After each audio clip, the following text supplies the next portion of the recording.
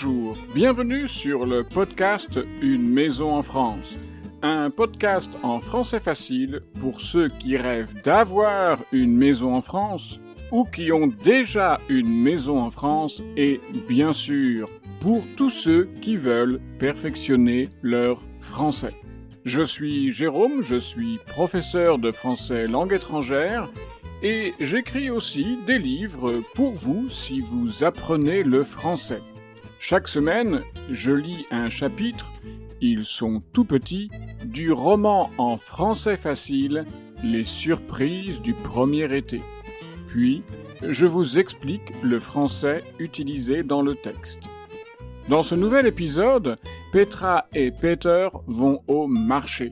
Non pas au supermarché, j'ai bien dit au marché. Si vous ne savez pas de quoi je parle, vous allez l'apprendre dans un instant. Dans la partie explication, je vais vous parler des phrases de base utiles pour faire ses courses au marché. Ce sera très facile. Mais je finirai l'épisode par quelque chose de plus compliqué, de plus complexe.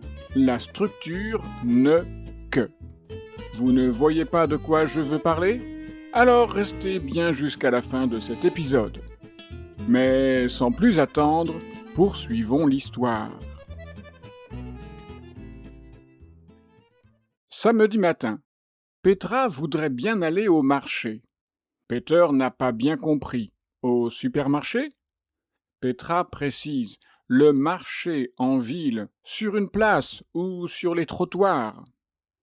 Peter décide de ne pas bricoler ce samedi matin. Il veut accompagner Petra au marché. Un marché dans un pays étranger, c'est un vrai spectacle. Ils prennent la voiture et vont à la ville. Mais le samedi matin, jour de marché, c'est difficile pour se garer. Ils cherchent une place pendant un quart d'heure. Enfin, ils trouvent une place de parking. Au marché, il y a beaucoup de monde. Il y a des marchands qui crient très fort. Peter et Petra ne comprennent pas ce que disent ces marchands. Mais c'est très animé. Il y a aussi beaucoup de couleurs sur les tables des marchands. Petra achète des légumes de saison pour faire une ratatouille. Peter est intéressé par le marchand de fromage. Il y a beaucoup de choix. Il achète un fromage de chèvre. À côté du marchand de fromage, il y a un charcutier. Peter achète un saucisson sec. Petra voit un marchand qui ne vend qu'une seule chose, du miel. Elle achète un pot de miel. Le marchand est aussi le producteur du miel. On dit un apiculteur. Au marché, il n'y a pas que de la nourriture. Tu peux aussi acheter du tissu ou tout simplement des vêtements.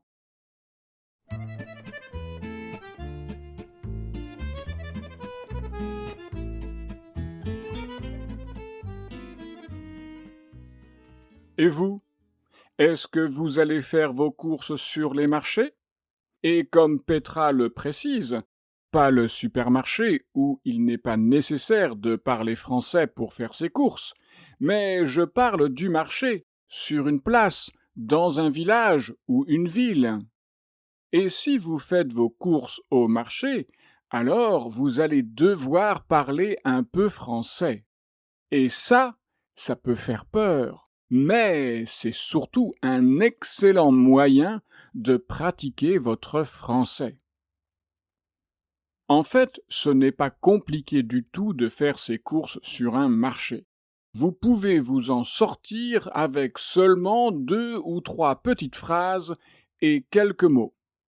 Vous commencez par dire bonjour au marchand ou à la marchande. Ensuite, vous demandez ce que vous voulez. Évidemment, vous utilisez je voudrais. Et vous nommez le produit que vous voulez avec sa quantité. Par exemple, je voudrais un melon. Je voudrais 2 poireaux.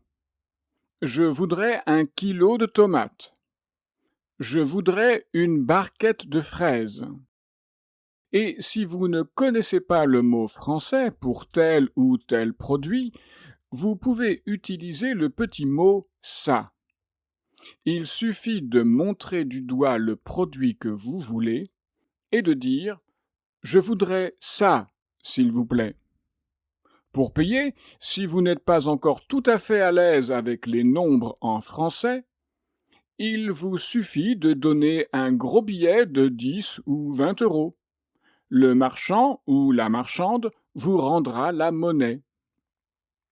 Merci, au revoir. Et voilà. Bien sûr, ce peut être un peu plus complexe si vous le voulez. Mais avec seulement « Bonjour, je voudrais ça, s'il vous plaît. Merci, au revoir », vous pouvez faire vos premières courses au marché. Si un prix n'est pas indiqué et que vous voulez savoir combien coûte un produit, vous pouvez tout simplement dire en montrant le produit du doigt « C'est combien, ça ?» Et au marché, il y a une ambiance que vous ne retrouvez pas dans un supermarché. L'autre différence entre le marché et le supermarché, ce sont les places de stationnement. Une place de stationnement, c'est une place de parking, c'est-à-dire l'endroit pour garer sa voiture. Avec un supermarché, vous avez en France de très grands parkings. Mais pour un marché qui se trouve généralement au centre de la ville ou du village, c'est beaucoup plus compliqué de trouver une place pour sa voiture. Il est courant de devoir chercher une place pour sa voiture pendant 10 minutes ou plus. Et quand vous avez trouvé une place pour votre voiture, faites bien attention, car c'est peut-être un stationnement payant. Ça veut dire que vous devez payer pour pouvoir vous garer là. Généralement, il y a un parc-mètre, aussi appelé un horodateur, ou une borne de paiement. Mais avant de payer, lisez bien les informations. Souvent, le stationnement est payant du lundi au samedi, de 9 h à 12 h et de 14 h à 18 h. Et en dehors de ces horaires, le stationnement est gratuit. Parfois, le stationnement peut être gratuit le dimanche et les jours fériés. Un jour férié est un jour de fête où on ne travaille pas. Faites donc attention où vous vous garez dans une ville. Le verbe garer peut être utilisé de façon pronominale.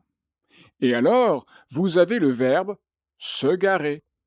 Vous pouvez dire « Je me gare dans le centre-ville pour faire mes courses au marché » ou « Tu peux te garer derrière la mairie, il y a toujours des places » ou encore « Si vous vous garez mal, la police municipale ne sera pas du tout contente ».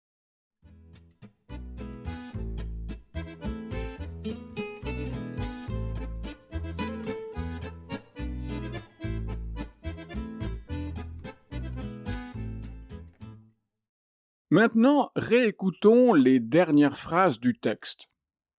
Au marché, il n'y a pas que de la nourriture. Tu peux aussi acheter du tissu ou simplement des vêtements. Comment comprenez-vous ce passage? En gros, ce n'est pas trop compliqué. Ici, on dit la chose suivante. Au marché, vous pouvez acheter de la nourriture, du tissu et des vêtements. Mais si on veut être plus précis, on dira « Au marché, vous pouvez acheter de la nourriture, mais vous pouvez aussi acheter du tissu et des vêtements. » Et encore plus précisément, on pourrait dire « Au marché, vous pouvez acheter non seulement de la nourriture, mais vous pouvez aussi acheter du tissu et des vêtements. » Cette complexité, ou pour mieux dire cette précision, vient ici de la structure « il n'y a pas que ». Si vous entendez cette structure « il n'y a pas que », alors vous devez vous attendre à autre chose. Et dans le cas présent, du tissu et des vêtements. Si, par exemple, Je veux souligner que, dans mon jardin potager, certes, il y a des pommes de terre et des salades, mais aussi des courgettes et des petits pois, alors je peux utiliser cette structure il n'y a pas que et dire dans mon potager, il n'y a pas que des pommes de terre et des salades, mais il y a aussi des courgettes et des petits pois. Voici un autre exemple.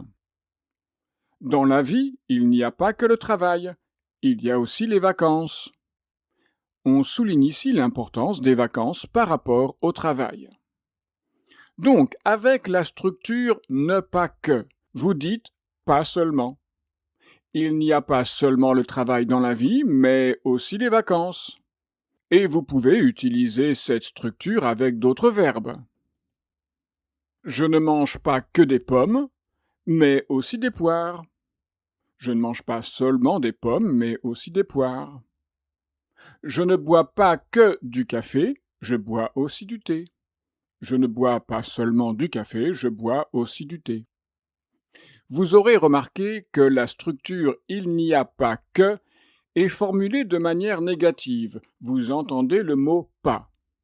De manière positive, vous avez il n'y a que. Et certains d'entre vous vont dire attends un peu, Jérôme, tu dis que c'est positif, mais j'ai entendu le petit mot ne qu'on utilise aussi dans une négation. Donc ce n'est pas une tournure positive, c'est une tournure négative. Je vous répondrai que vous n'avez pas raison, mais que vous avez mis le doigt sur quelque chose d'important dans cette structure. Car nous avons ici la structure ne que, qui n'introduit pas une négation, mais qui introduit une restriction, ou autrement dit, qui introduit une limitation. Si vous dites « je ne bois que du thé », vous dites que vous vous limitez à boire du thé et rien d'autre. Et donc, logiquement, comme avec « il n'y a pas que », on a le sens de « il n'y a pas seulement », dans sa version positive, « il n'y a que » signifie « il y a seulement ». La structure « ne que » peut être utilisée à la place de « seulement » et elle exclut tout ce qui n'est pas mentionné. Si vous entendez « il n'y a que des cacahuètes et de la bière pour l'apéro », ça veut dire qu'il y a seulement des cacahuètes à grignoter et de la bière à boire pour l'apéritif. Pas de chips, pas de rosé. Non, seulement des cacahuètes et seulement de la bière. Et bien sûr, vous pouvez utiliser cette structure avec d'autres verbes pour formuler une restriction. Par exemple, je ne travaille que le matin. L'après-midi, je me repose. Et vous dites en d'autres mots, je travaille seulement le matin, pas l'après-midi. Je ne mange que des légumes de mon jardin, donc je n'achète jamais de légumes dans un supermarché. Et vous dites en d'autres mots, je mange seulement les légumes de mon jardin, pas les légumes des supermarchés. Si vous dites je ne bois que de l'eau, vous buvez seulement de l'eau et rien d'autre.